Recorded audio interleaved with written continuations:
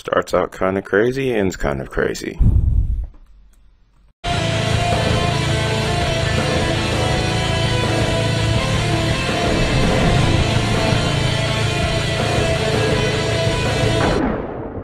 Good morning, YouTube. Tire Metalhead Weatherman here. Hopefully you guys are doing well. Not much time on my end, so I'm going to make this quick. We're going to be covering the enhanced risk today that we have now in effect across the Midwest here and parts of the Ohio Valley. This is mainly a wind-driven risk, but there is a 5% tornado area over here, which even includes Evansville, Indiana. This is getting awfully close to Louisville and Springfield, Illinois. Areas like Peoria are also within the 2% risk, along with Indianapolis and numerous other cities, Hannibal, Missouri included. Wind threat is the big topic here. This stretches all the way back towards central Iowa, all the way into parts of Kentucky here. This does include Louisville, by the way, so be on the lookout for damaging winds. And then also there is a significant hail threat. We could see hail above 2 inches today for a lot of areas, including Chicago even, which is interesting. And then, of course, there's a secondary area back towards the plains, mainly around Cheyenne. We could see some crazy hail today over there.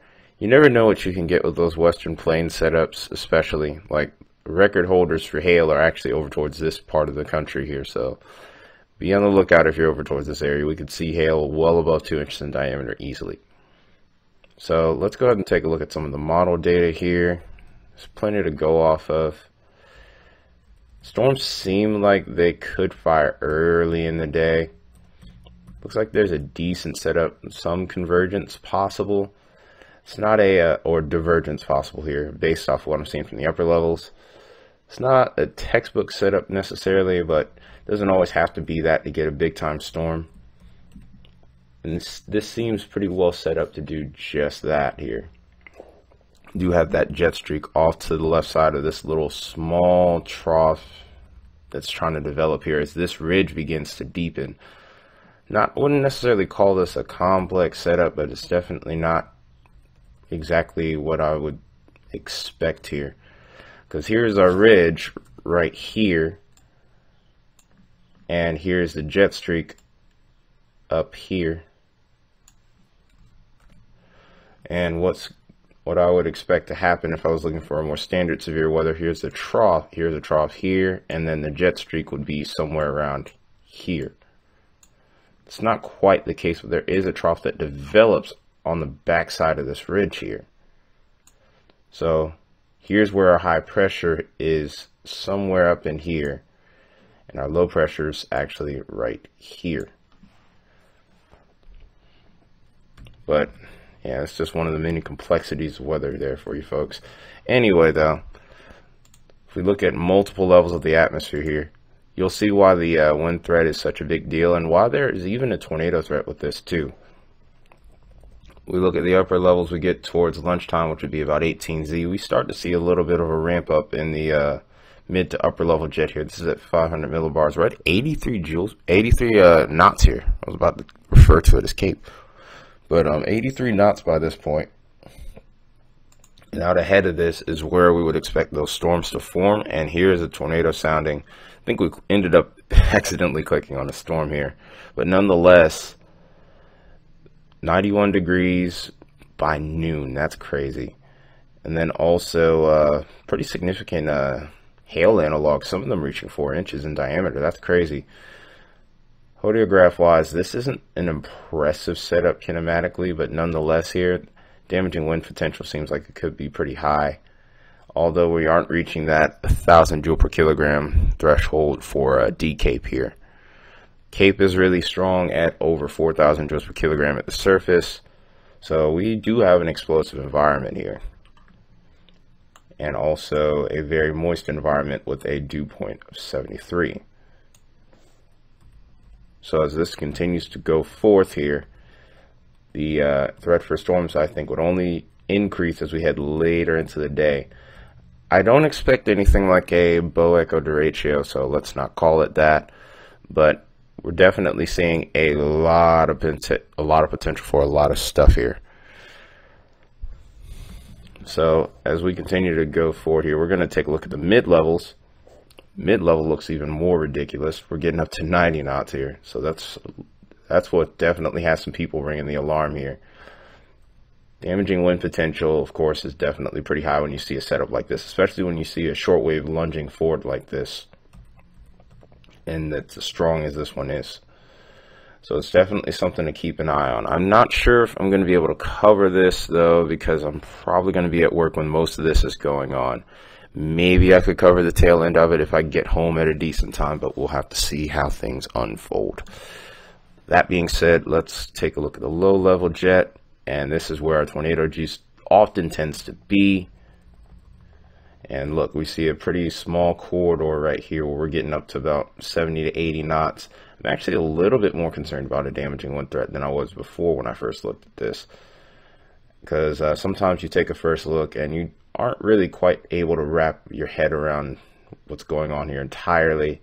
But looking at it again, there's I'd say there's a pretty decent ceiling with damaging wind potential and maybe even a couple of tornadoes. Again, as we said before, and I've said it in previous videos, there is a very abundant moist sector over the eastern half of the U.S. here. Dew points getting easily into the 70s, a lot further north than what I'm used to seeing during this time of year. So this is definitely going to have to be watched after really closely. So the other thing to look at here would be CAPE. We're looking at the mix there because we already know the surface CAPE is going to be off the charts here. This is heading into lunchtime hour. Look at this. This might be an area where we're at about 5,000 plus joules per kilogram here. This is towards southern Illinois.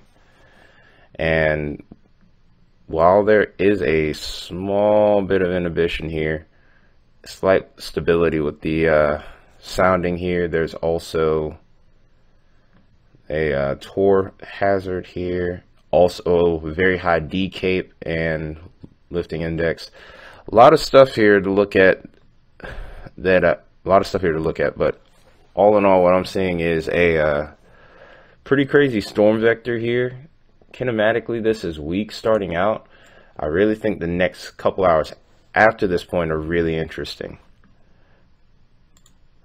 But then after that, well, still kinematically weak, but storm relative felicities definitely jump up, getting near 6,000 joule per kilogram CAPE. That's insane. Overall, this is a pretty dangerous setup for hail and for damaging winds, as we're getting into the 1,500 joules per kilogram on D CAPE here. Getting pretty nuts at this point. So definitely take heed of the weather warnings today, especially if you are in southern Illinois, particularly southern Indiana, and then eventually this will work its way into parts of Kentucky here. Thankfully, as we get later into the day, the instability does start to wear off a bit. Still more than suitable enough to create a few more storms, a few more big storms, or support them. But overall, thankfully, we start to get a little bit of a convective inhibition here, and then also with the decreasing amount of CAPE, storms won't be lasting as long. Maybe we'll see what happens, though. I guess the last thing to look at here would be the reflectivity here. We're also going to look at the updrafts here. This is going to be a very key point in what we end up seeing, especially with damaging wind potential being as it is. I'm also concerned about any sort of prefrontal supercells that develop, any mergers that happen with that line. You could see a chance of tornadic activity. And then also towards the southern end of this line, you might have to watch out for a couple of tornadoes. That low-level jet is set up in a way to where any storms that are either in the front or lagging could have tornado potential. But these little black streaks here are of updraft felicities greater than 75 meters squared per second squared. So those are going to most likely be the storms to watch for damaging wind and tornado potential as we head into the evening. Storms do persist into the night here, so I probably will go live, but just what will I see is going to be the key question here.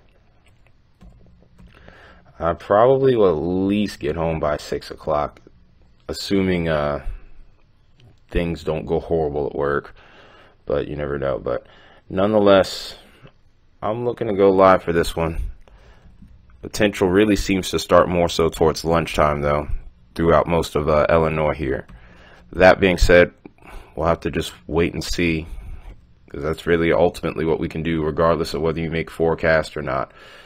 That being said, gonna run and get ready for work. Hope you guys enjoyed this video. If you know what to do, smash that like button, hit that subscribe button, and make sure you face kick the bell. Also, make sure that you share this video. Could be some vital information you're sending to somebody today. May not even know that there's an enhanced risk for severe weather. Also, any questions in the comments, I can answer those while I'm at work. I just can't make any videos, unfortunately. But that being said here, this has been Tire Metalhead Weatherman. I'll see you guys in the next one. Take care and have a nice day. Stay safe.